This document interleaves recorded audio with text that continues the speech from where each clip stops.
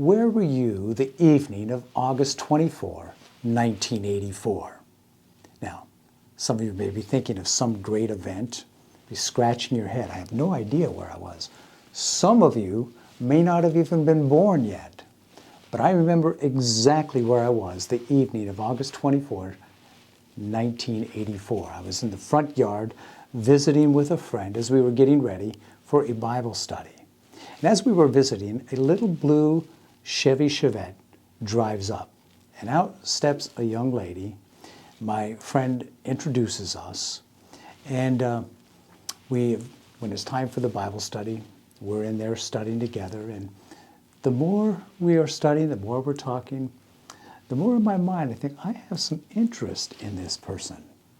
Well, our Bible study group had a camping trip planned the next weekend, and I wasn't sure whether or not I was going to go. But when I found out that Sarah was going on that trip, I said, yes, I'm going there. I went out and bought a brand new pair of boots. That weekend, we hiked up to the top of Mount Lassen, which is about 10,000 feet there in Northern California. It gives a wonderful view of the valley below.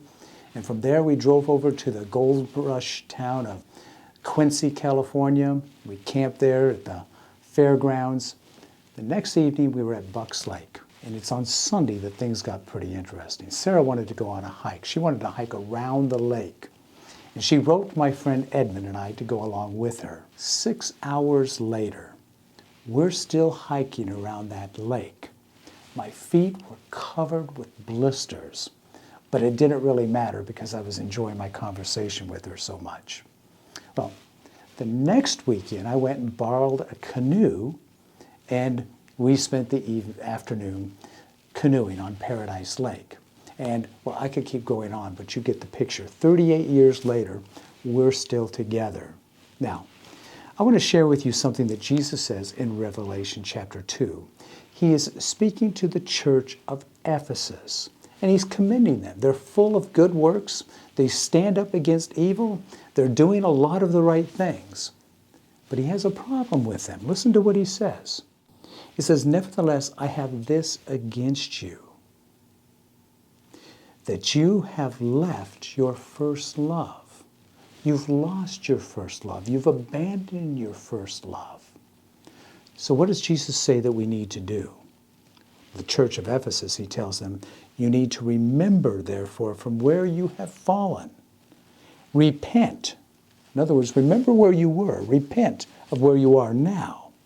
And do the things you did at first when you first were in love with me.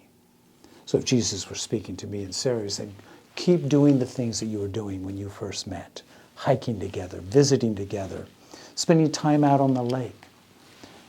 What are the things that you used to do when you first fell in love with Jesus? Did you study the Word? Did you spend time with others who were like-minded? You were excited about what God had done for you. Jesus saying, remember what that was like. Go back and do those same things. Repent and do what you've done before. Don't abandon your love. Jesus gave everything for you and I. Let's give him everything that we have. And as we do that, we can not only make ourselves a great day, we can make ourselves a great life today and through all of eternity.